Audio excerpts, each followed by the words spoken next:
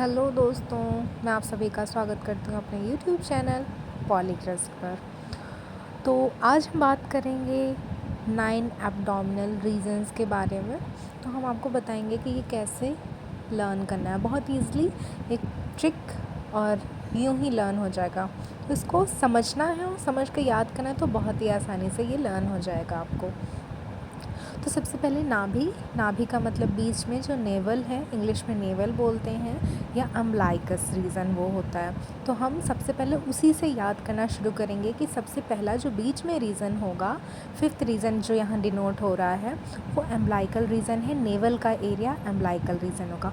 अब जस्ट उसके ऊपर एपिगैस्ट्रियम और नीचे उसके हाइपोगैस्ट्रियम। तो 3 तो आपको लर्न हो गए। एम्बलाइकल रीज़न नेवल के आसपास का एरिया, और उसके ऊपर एपिगैस्ट्रियम, और उसके नीचे हाइपोगैस्ट्रियम।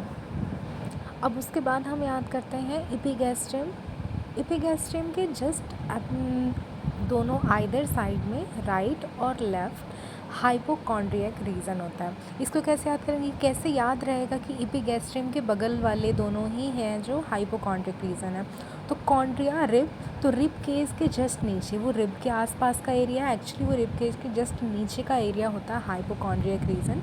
तो हम उसको ऐसे याद करेंगे कि एपिगैस्ट्रिक के जो दोनों साइड में रीजन्स होते हैं वो हाइपोकॉन्ड्रियक रीजन्स होते हैं। तो राइट हाइपोकॉन्ड्रियक रीजन और लेफ़्ट हाइपोकॉन्ड्रियक रीजन।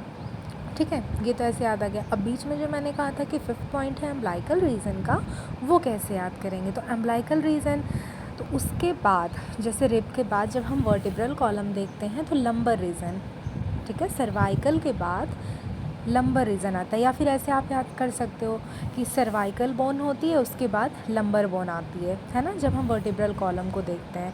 तो सी से आप याद कर लोगे हाइपोकॉन्ड्रिक रीजन, एपिगैस्ट्रियम के सीध में होगा हाइपोकॉन्ड्रिक रीजन, और उसके बाद सर्वाइकल बोन वर्टिब्रल कॉलम में जो होती है उसके बाद आती है लंबर। तो लंबर से याद करोगे कि अम्बलाइकल रीजन के जो दोनों साइड में होंगी राइट लंबर और लेफ़्ट लंबर रीज़न आ जाएगा। ठीक है, अब उसके बाद मैंने बताया था कि एम्ब्लाइकल रीज़न के जस्ट नीचे कौन सा रीज़न आता है, हाइपोगैस्ट्रिक रीज़न। तो अब उसके आइदर साइड में, उसके दोनों साइड में कौन कौन से रीज़न होंगे। तो सबसे नीचे इलियक बोन होती है हमारी, जो प्यूबिक सिम्फाइसिस बोन है उसमें इलियक बोन होती है। तो उससे हम याद करेंगे कि जो हाइपोगैस्ट्रिक रीज़न है उसमें राइट इलियक रीज़न और लेफ़्ट इलियक रीज़न। तो ऐसे हमें 9 एब्डोमिनल रीजन्स याद हो जाएंगे। अब इन 9 एब्डोमिनल रीजन्स में कौन कौन से ऑर्गन सिचुएटेड हैं ये मैं अपनी नेक्स्ट वीडियो में बताऊंगी।